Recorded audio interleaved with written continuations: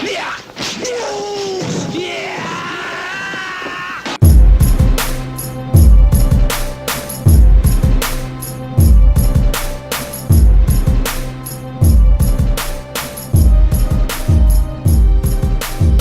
everybody, welcome to the newest episode of Capital Combat. The name says it all. I'm Hakeem Branch. Rob Jarrell. And today we're going to preview the HBO tripleheader that's happening this weekend, November 9th, which features Mikey Garcia versus Roman Rocky Martinez for the 130 belt. We also have Nonito Donaire versus Darchinyan in a rematch of their 2007 fight, which Donaire mollywopped Darchinyan.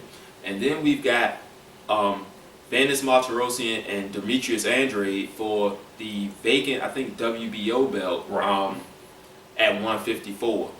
So we're going to start with that Andrade fight. I'm going to have Rob start us off. Okay, so you have two guys who have, to me, vastly different styles. Demetrius Andrade is definitely more athletic. I think he's slightly taller, but he is much longer than Martirosyan, or it will seem that way because of the way he fights. Andrade has great technical skill. My only issue with him is, does he have any urgency during the fight? He is very patient. He likes to take his time and see, what advantages he has, but I don't know if he's going to take advantage of those advantages at the proper time. I mean, sometimes he's slow to react, but he does have a couple early round knockouts over his last 5 fights. The guy has buku talent. He's fast. He can hit with power, and he does have controls the ring well. We just don't know how his punch resistance, if he can take a punch, because he's been good at keeping fighters at bay and getting on the inside too much, as opposed to Martirosyan, who I see as a very wild fighter. He kind of rushes in and throws as much as he can. I mean, I think he loses his technique when he might be too urgent for the knockout or to get guys out of there. The last fighter he fought, if I'm not mistaken, was Irislanda's Laura. Yeah, I think that's the last time I've seen him fight. And with that fight, he really, to me, overwhelmed Laura early and was able to start taking advantage early. But Laura, being a Cuban fighter, is a great counterpuncher, and he started coming on toward, as the fight wore on, timing him and landing if I'm not mistaken, a counter left hand. Yeah. Two things that are going to be tested in this fight as far as Andrade is concerned. One is his punch resistance, because Vanes isn't like a knockout puncher, but he is heavy-handed. And two, his mental makeup, because like Rob said, he's not going to stop coming. He's going to be very wild in his approach. So we're going to look to see if Andrade can keep his composure, work his game plan, and probably win a decision, because I don't think he's going to knock him out. But if he can, he should cruise to a fairly easy decision. Otherwise, he'll probably get walked down and stopped later on if his mental ability can't hold up. Now, they have really good cornermen. I'm not sure if he's in the corner, but I know Martirosyan works out of Freddie Roach's gym, and Andrade actually is now coached and trained by Virgil Hunter, who is probably one of the best technical guys as far as putting a plan together and implementing that plan in the ring. And you can see that in all of Andre Ward's fights, how he adapts to the situation, implements his plan, and goes on for the win. So it'll be interesting to see how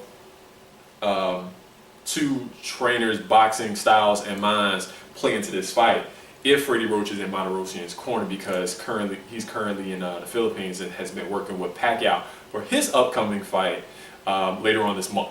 Yeah, I doubt he'll be there for that, but Freddie Roach does have a lot of people to work with him as far as trainers. He has a plethora of trainers in his stable that can step up and still do the job. So like we saw with Ruslan Provodnikov and Martin Samodio, who took his place for that fight. So we'll have another one in the corner, and we'll see how he does as well. let's move on to Nonito Donaire versus Donaire-Darchinyan.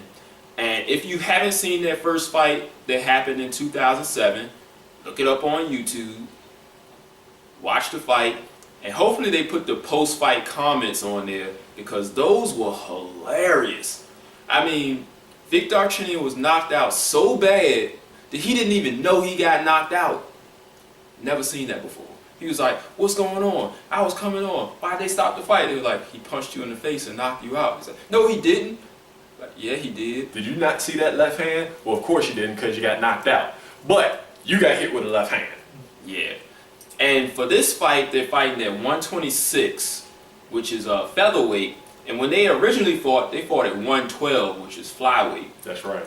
Now, I'm expecting the exact same fight that we saw in 2007, with the difference being Donaire-Darchinyan isn't that fearsome puncher that he was when he was tearing through the flyweight division. I mean, this guy was knocking everybody out. He broke Nonito Donaire's brother Glenn's jaw when he fought him back, I think it was like 2006, 2005.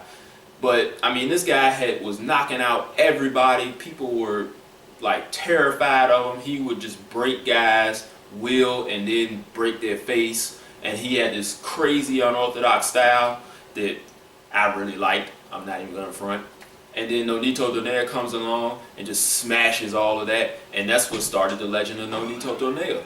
So this is going to put him back in that status as far as, like, you know, getting all the accolades and things like that. And they did this specifically for that because he didn't look too great in his last fight against Rigondeaux. And they want to get him back looking good, and this is the guy for him to look good against.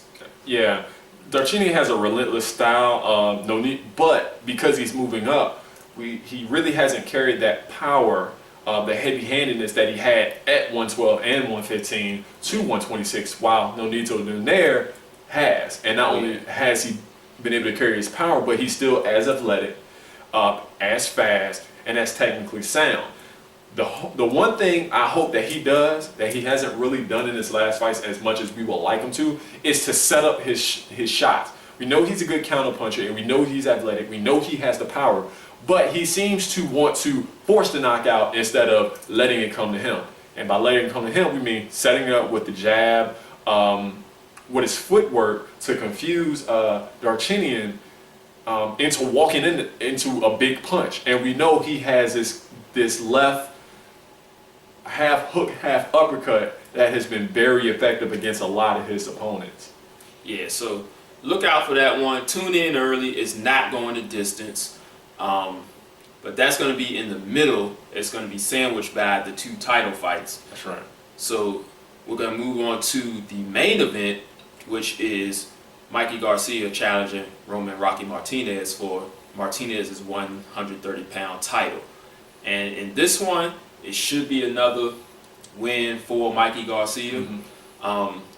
Martinez is a tough guy, but as we've seen from Mikey Garcia in the past, this guy is a silent technical killer, and I expect nothing different on Saturday night. This dude is probably a top 20 fighter on his way to the top 10.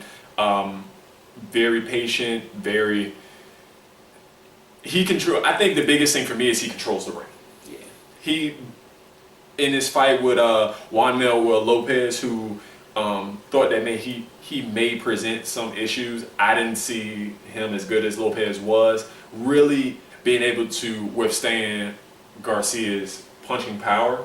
And again, he was much bigger than Lopez. He actually came in heavy and lost his title on the scales instead of in the ring, which no fighter really wants to happen, but he really attempted to make the weight, and that's why it's at 130 now. Martinez has had some debatable decisions in which a lot of people felt he lost, and this is why I see that Mikey Garcia is not going to leave it in the judge's hands. When he knows he has you hurt, he just kind of stalks you, places very effective punches, and he has very good punch selection. So I see him breaking him down maybe around the 7th or 8th round at the latest. I may be wrong, because we don't know how he's going to look at 130. I don't think he's going to have a problem, but that's how I see it happening, mid to late round, like I said, 7th to 8th round stoppage.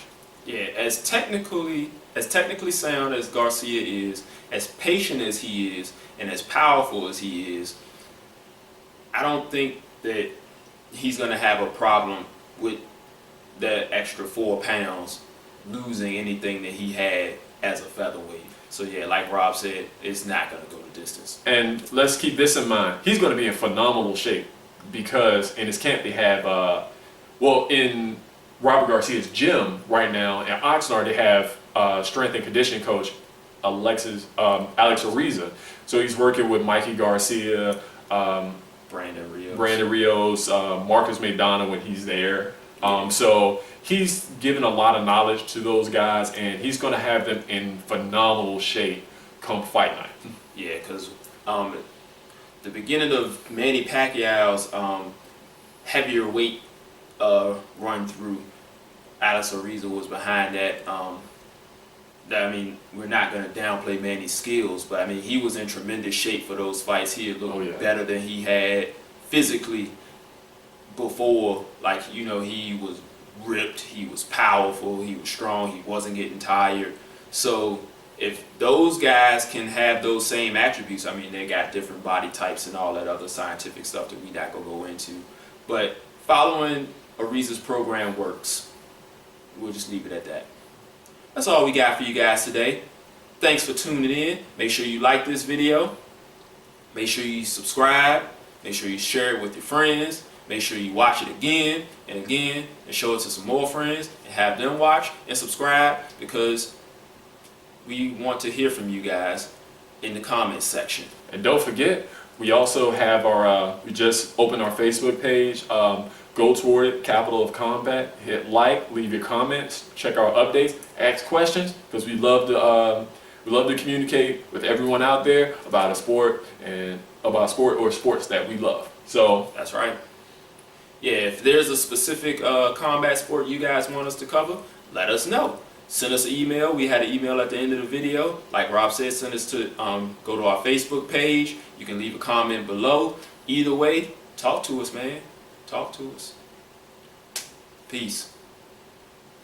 This is round 1 and you've already lost. They don't seem to see that everything we've done is coming and cost. My fists are on fire. I perform till I perspire. My demons are in a rage. Keep thinking that it's a game. I kick rhyme, hurricane. I told them I don't play. I'm liquid. Black Street Fighter.